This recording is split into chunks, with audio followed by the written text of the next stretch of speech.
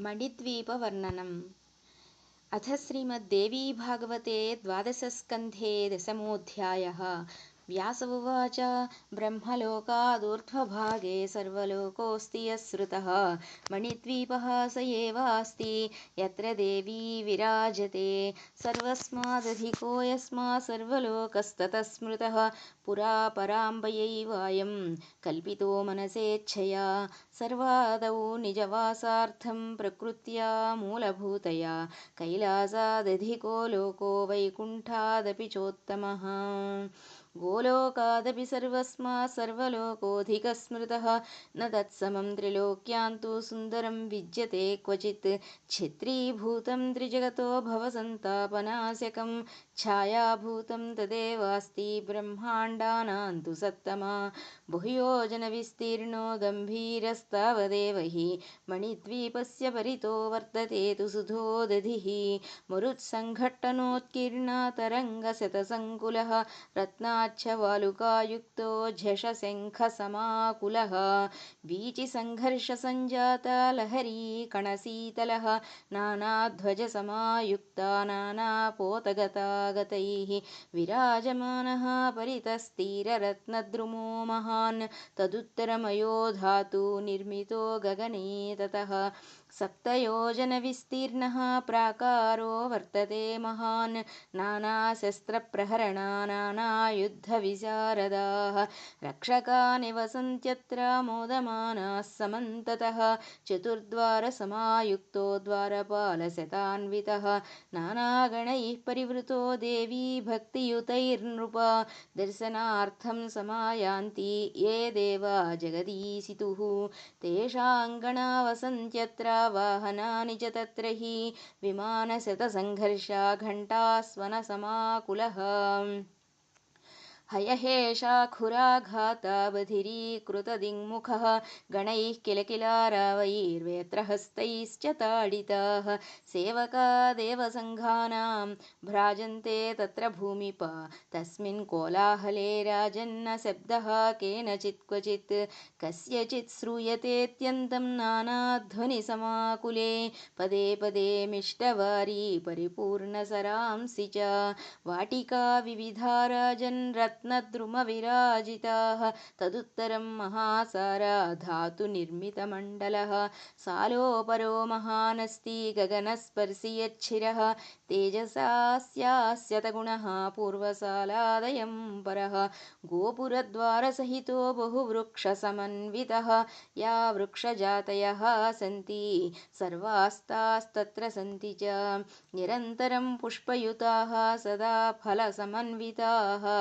नवपल्लवसंयुक्ताः परसौरभसङ्कुलाः पनसावकुलालोध्राः कर्णिकाराश्च सिंसपाः देवदारुकाञ्चनाराम्राश्चैव सुमेरवः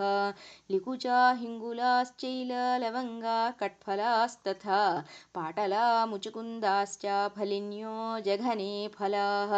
तालास्तमालासालाश्च कङ्कोला नागभद्रकाः पुन्नागाः पीलवः साल्वका वै कर्पूरशाखिनः अश्वकर्णा हस्तिकर्णास्तालपर्णाश्च दाडिमाः गणिकाबन्धुजीवाश्च जम्बीराश्च कुरण्डकाः चाम्पेया बन्धुजीवाश्च तथा वै कनकद्रुमाः कालागुरुद्रुमाश्चैव तथा चन्दनपादपाः खर्जूरायुधिकास्तालापर्ण्यश्चैव तथेक्षवः क्षीरवृक्षाश्च खदिराश्चिञ्चा भल्लातकास्तथा रुचकाः कुटजावृक्षा बिल्ववृक्षास्तथैव च तुलसीनां वनान्येवं मल्लिकानां तथैव च इत्यादि तरुजातीनां वनान्युपवनानि च नानावापीसतैर्युक्तान्येवं सन्ति धराधिपा कोकिलारावसंयुक्ता गुञ्जद्भ्रमरभूषिताः निर्यासस्राविणः सर्वे स्निग्धच्छायास्तरूत्तमाः नानाऋतुभवा वृक्षा नानापक्षिसमाकुलाः नानारसस्राविणीभिर्नदीभिरतिशोभिताः पारावतसुखव्राता सारिका पक्षमारुतैः हंसपक्षसमुद्भूता वातव्रातैश्चलद्रुमम् सुगन्धग्राहि पवनपूरितं तद्वनोत्तमं सहितं हरिणीयूथैर्धावमानैरितस्ततः नृत्यद्बर्हि कदम्बस्यां केकारावैः सुखप्रदैः नादितं तद्वनं दिव्यं मधुस्राविसमन्ततः कांस्यसालादुत्तरे तु ताम्रसालः प्रकीर्तितः चतुरस्रसमाकारा उन्नत्या सप्तयोजनः द्वयोस्तु सालयोर्मध्ये सम्प्रोक्ता कल्पवाटिका येषां तरूणां पुष्पाणि काञ्चनाभानि भूमिप पत्राणि काञ्चनाभानि रत्नबीजफलानि च दशयोजनगन्धो हि प्रसर्पति समन्ततः तद्वनं रक्षितं राजन् वसन्ते नर्तुनानिशं पुष्पसिंहासनासीनः पुष्पच्छत्रविराजितः पुष्पभूषाभूषितश्च पुष्पासवविघूर्णितः मधुश्रीर्माधवश्रीश्च द्वे भार्ये तस्य सम्मते क्रीडतः स्मेरवदने सुमस्तबककन्दुकैः अतीव रम्यं विपिनं मधुस्राविसमन्ततः दशयोजनपर्यन्तं कुसुमामोदवायुना पूरितं दिव्यगन्धर्वैः साङ्गनैर्गानलोलुपैः शोभितं तद्वनं दिव्यं मत्तकोकिलनादितं वसन्तलक्ष्मी संयुक्तं कामिकामप्रवर्धनं ताम्रसालादुत्तरत्र सीससालः प्रकीर्तितः समुच्छ्रायः स्मृतोऽप्यस्या सप्तयोजनसङ्ख्यया सन्तानवाटिका मध्ये सालयोस्तु द्वयोर्नृप दशयोजनगन्धस्तु प्रसूनानां समन्ततः हिरण्याभानि कुसुमान्युत्फुल्ला निरन्तरम् अमृतद्रवसंयुक्तफलानि मधुराणि च ग्रीष्मर्तुर्नायकस्तस्या वाटिकाया नृपोत्तमा शुक्रश्रीश्च शुचिश्रीश्च द्वे भार्ये तस्य सम्मते सन्तापत्रस्तलोकास्तु वृक्षमूलेषु संस्थिताः नानासिद्धैः परिवृतो नानादेवैः समन्वितः विलासिनीनां वृन्दैस्तु चन्दनद्रवपङ्किलैः पुष्पमालाभूषितैस्तु तालवृन्तकराम्बुजैः प्राकारः शोभितो राजन् शीतलाम्बुनिषेविभिः एजत् सीससालादुत्तरत्राप्यारकूटमयः शुभः प्राकारो वर्तते राजन्मुनियोजनदैर्घ्यवान् हरिचन्दनवृक्षाणां वाटी मध्ये तयोः स्मृता सालयोरधिनाथस्तु वर्षर्तुर्मेघवाहनः विद्युत्पिङ्गळनेत्रश्च जीमूतकवचः स्मृतः वज्रनिर्घोषमुखरश्चेन्द्रधन्वा समन्ततः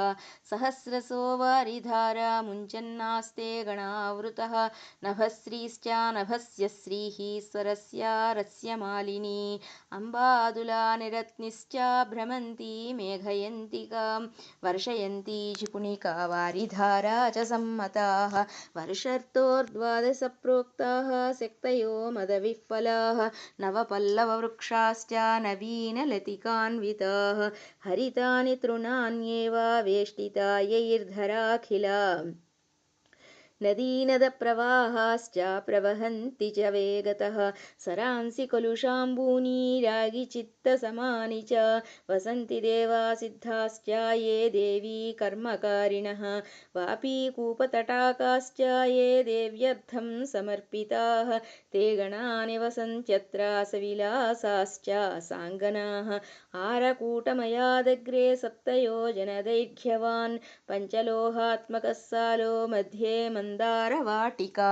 नानापुष्पलताकीर्णा नानापल्लवशोभिता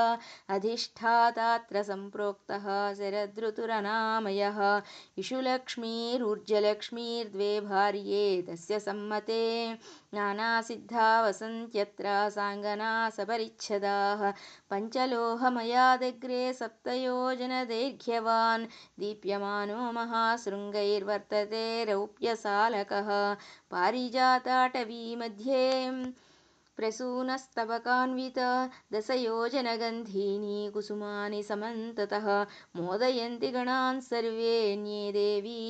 कर्मकारिणः तत्राधिनाथः सम्प्रोक्तो हेमन्तर्तुर्महोज्ज्वलः सगणः सायुधः सर्वान् रागिणो रञ्जयन् नृपा सहस्रीश्च सहस्यश्रीर्द्वे भार्ये तस्य सम्मते वसन्ति तत्र सिद्धाश्च ये देवी व्रतकारिणः रौप्यसालमयादग्रे सप्तयोजनदैर्घ्यवान् सौवर्णसालः सम्प्रोक्तास्तप्तहाटककल्पितः मध्ये कदम्बवाटी तु पुष्पपल्लवशोभिता कदम्बमधिराधाराः प्रवर्तन्ते सहस्रशः याभिर्निपीतपीताभिर्निजानन्दोऽनुभूयते तत्राधिनाथः सम्प्रोक्तः शैशिरर्तुर्महोदयः तपस्श्रीश्च तपस्यश्री द्वे भार्ये तस्य सम्मते मोदमानः सहैताभ्यां वर्तते शिशिराकृतिः नानाविलाससंयुक्तो नानागणसमावृतः निवसन्ति महासिद्धा ये देवी दानकारिणः नानाभोगसमुत्पन्ना महानन्दसमन्विताः साङ्गनाः परिवारैस्तु सङ्घसपरिवारिताः स्वर्णसालमयादग्रे मुनियोजनदैर्घ्यवान् पुष्परागमयः सालः कुङ्कुमारुणविग्रहः पुष्परागमयी भूमिर्वनान्युपवनानि च रत्नवृक्षालवालाश्च पुष्परागमया स्मृताः प्राकारो यस्य रत्नस्य तद्रत्नरचिता द्रुमाः वनभूः पक्षिणश्चैव रत्नवर्णजलानि च मण्डपस्तम्भाः सरांसि कमलानि च प्राकारे तत्र यद्यत् स्यात् तत्सर्वं तत्समं भवेत् परिभाषेयमुद्दिष्टा रत्नसालादिषु प्रभो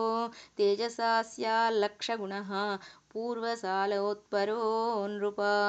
दिक्पाला निवसन्त्यत्र प्रतिब्रह्माण्डवर्तिनां दिक्पालानां समष्ट्यात्मरूपा स्फूर्जद्वरायुधाः पूर्वास्यायां समुत्तुङ्गा शृङ्गा पूरमरावती नानोपवनसंयुक्तो महेन्द्रस्तत्र राजते स्वर्गशोभाजया स्वर्गे यावती स्यात् ततोऽधिका समष्टिशतनेत्रस्य सहस्रगुणतः स्मृता ऐरावतसमारूढो वज्रहस्तप्रतापवान् देवसेनापरिवृतो राजतेऽत्र शतक्रतुः देवाङ्गना गणयुता शची तत्र विराजते वह्निकोणे वह्निपुरी वह्निपूः सदृशी नृपा स्वाहा स्वधा समायुक्तो वह्निस्तत्र विराजते निजवाहनभूषाढ्यो निजदेवगणैर्वृतः याम्यास्यां यमपुरी तत्र दण्डधरो महान् स्वभटैर्वेष्टितो राजन् चित्रगुप्तपुरोगमैः निजशक्तियुतो भास्वत्तनयोऽस्ति यमो महान् नैऋत्यां दिशि राक्षस्यां राक्षसैः परिवारितः खड्गधारी स्फुरन्नास्ते निर्वृतिर्निजशक्तियुक् वारुण्यां वरुणो राजा पास्यधारी प्रतापवान् महाझषसमारूढो वारुणी मधुविह्वलः निजशक्तिसमायुक्तो निजयादो गणान्वितः समास्ते वारुणे लोके वरुणानिरताकुलः वायुकोणे वायुलोको वायुस्तत्राधितिष्ठति वायुसाधनसंसिद्धा योगिभिः परिवारितः ध्वजहस्तो विशालाक्षो मृगवाहनसंस्थितः मरुद्गणैः परिवृतो निजशक्तिसमन्वितः उत्तरस्यां दिशि महान् यक्षलोकोऽस्ति भूमिप यक्षाधिराजस्तत्रास्ते वृद्धिरुद्ध्यादिशक्तिभिः नवभिर्निधिभिर्युक्तस्तुन्दिलो धननायकः मणिभद्रः पूर्णभद्रो मणिमान् मणिकन्धरः मणिभूषो मणिस्रग्वी मणिकार्मुकधारकः इत्यादि यक्षसेनानी सहितो निजशक्तियुक् ईशानकोणे सम्प्रोक्तो रुद्रलोको महत्तरः